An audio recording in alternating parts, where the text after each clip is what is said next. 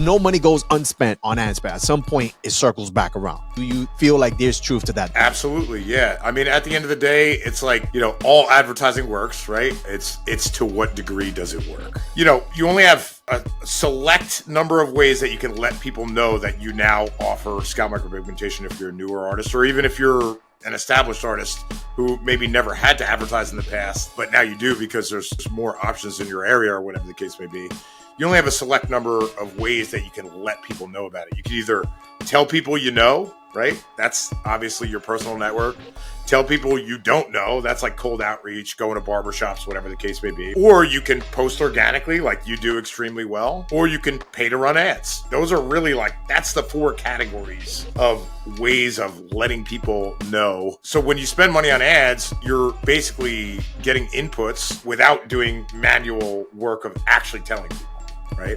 Now, in an ideal world, you'd actually hit all 4 of those things, right? Which I'm sure you probably do some form or fashion of all 4, right?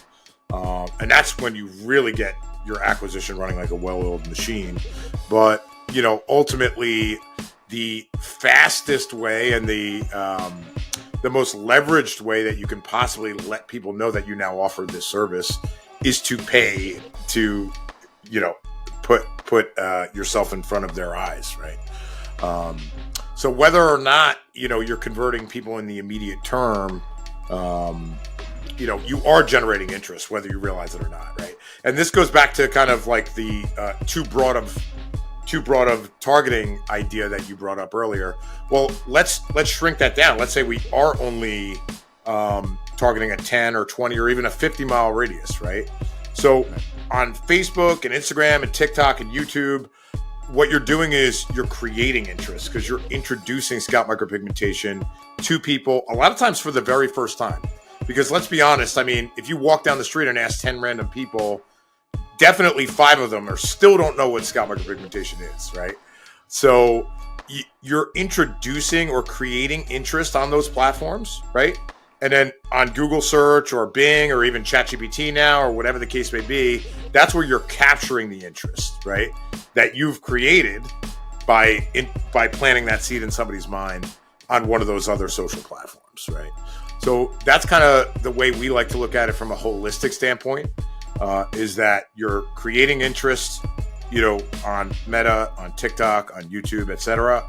And then you're capturing that interest on search, whether it's via SEO or paid advertising on search, or even, AI language learning models now as well.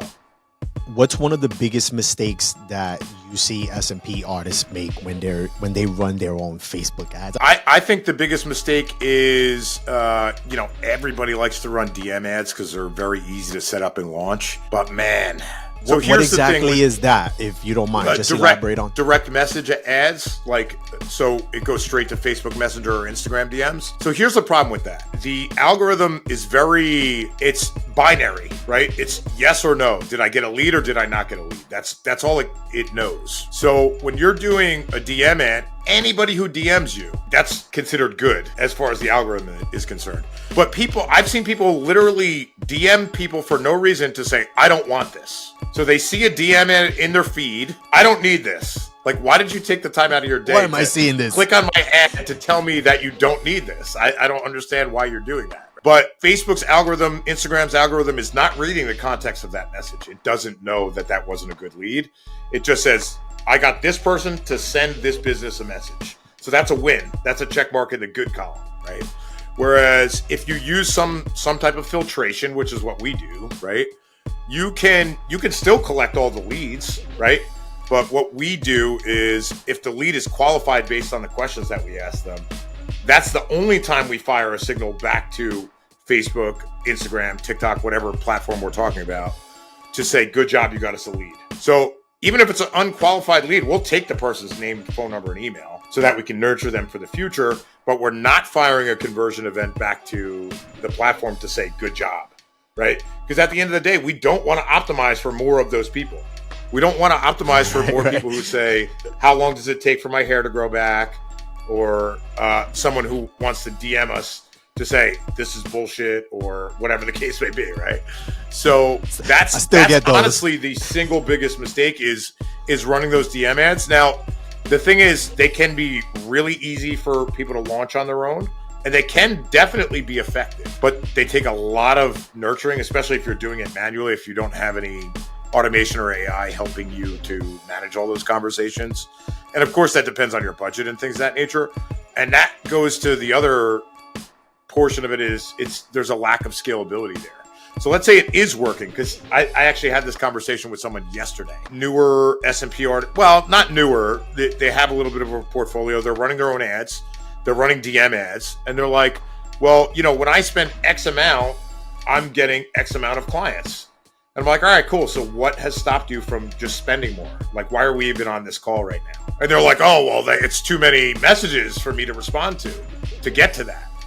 Right? So that's why we're on the call. It's not because their ads are not working, right? So, and that's what I want to make clear, David, because somebody might hear me say, oh, running DM ads is a mistake. And they're like, oh, this guy doesn't know what he's talking about. I run DM ads and I close deals out of it. You may very well do that, right? But the example that I gave is a real world example of somebody I spoke to literally yesterday. They're located in Texas. And honestly, the cost that he's getting is good. Like, it's good. So I said, man, what's stopping you from just, instead of spending $1,000 a month, why don't you just spend $2,000 a month and not even hire me? And when I put that question to him, that's when he said, well, I wouldn't be able to handle all the messages. And that's where we get to the root of the issue there. You know what I mean?